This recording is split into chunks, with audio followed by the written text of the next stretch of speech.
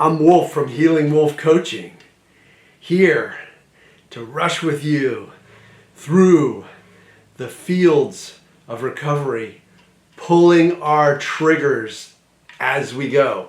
So let's breathe in the triggers, deep breath in, and then exhale the resistance. Exhale the resistance.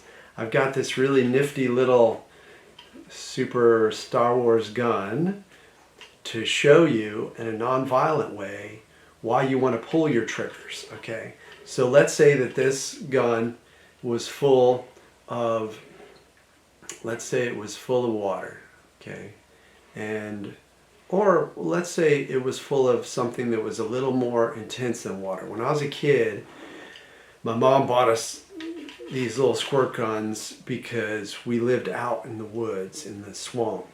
And when we walked the neighborhood, the dirt roads, sometimes there were big dogs, pit bulls, and really, what's the other one? Dobermans and big German Shepherds, attack dogs, protection dogs that were like guarding different areas. And so she got us these guns and we put lemon juice in it. So that if that dog came at us, we could shoot a little lemon juice in that dog's eye, and the dog would back away. It wouldn't hurt the dog. It would just sting a little bit. And then the dog would learn that don't mess with those kids, even though they look like they're pretty fun to mess with. So anyway, triggers. What's a trigger? You got a trigger. Let's say you have a panic attacks every time you hop in a car. You have a panic attack, or let's say every time you take an airline flight, you take a flight. So do you want to avoid those triggers?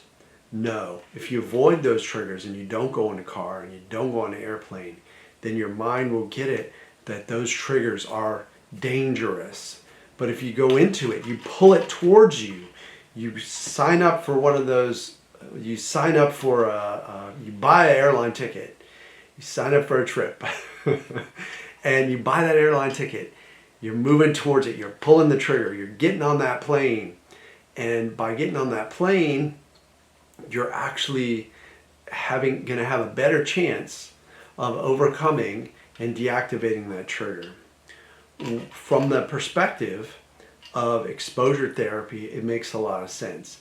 You expose yourself to it, and your mind sees that on the other side of the flight, you're fine, right? Over and over. Sometimes there are other processes that I do with clients that are a lot faster and a lot deeper. And they work in unconscious mind, so you don't have to expose yourself and go through as long of a process. But back to the trigger thing. So if you pull the trigger versus push the trigger away, try to hide from the trigger and don't drive. When you push that trigger away or you avoid it, then it becomes more powerful in unconscious mind. It's like unconscious mind sees you do that and says, oh, yeah, driving must be really dangerous, or flying must be really, really terrible because he keeps avoiding it.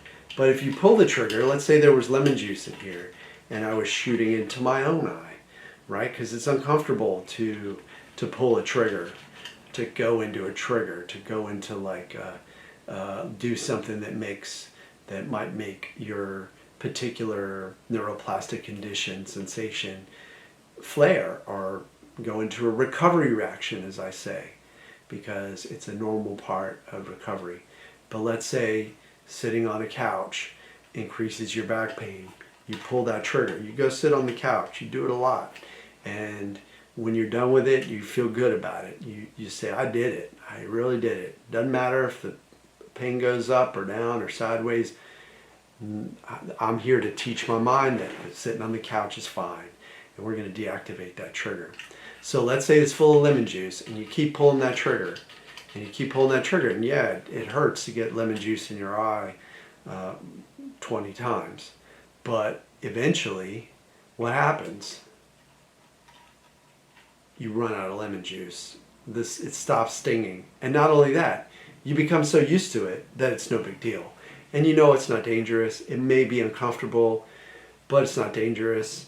to have something like even if you put capsaicin in it, it's like the chemical in hot peppers, you could do that, and definitely really uncomfortable. If you've ever gotten that in your eye, I have, or anything like that in your eye, you know. But you keep pulling that trigger, you run out of bullets. You run out of fuel, and the fuel is the fear of that trigger. So I'm encouraging you to pull that trigger in your own way. You have to use your own insight. And of course, get checked out medically to make sure there's nothing medical going on, nothing menacing. And then move into exposing yourself, pulling that trigger. And pretty soon the lemon juice is going to run out, the bullets run out on a gun. If you've got a pistol, you've been out shooting, you know that. You only have a certain number of bullets before you have to reload. And we're not going to reload. We're not going to need to, because we're going to have enough exposure, enough pulling of that trigger. Each time you pull it, you're saying to unconscious mind, it's okay, it's all right, we're good. Each time you survive, it shows unconscious mind that that trigger was overprotection. It just wasn't what it thought. Like, it wanted to keep you alive, and it didn't really need that to keep you alive, so it lets it go.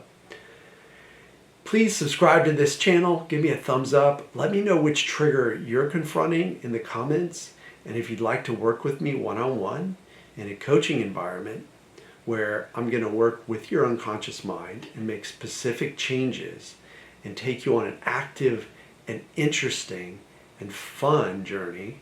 I've been told by a lot of clients that it's actually a fun process, and it's designed to be that way. Then head over to my website, healingwolfcoaching.com, sign up for a consult call, and we'll get you on my calendar and get you moving forward, get you leaping forward, get you through this jungle and back to a big, beautiful, vibrant life. See you in the next video.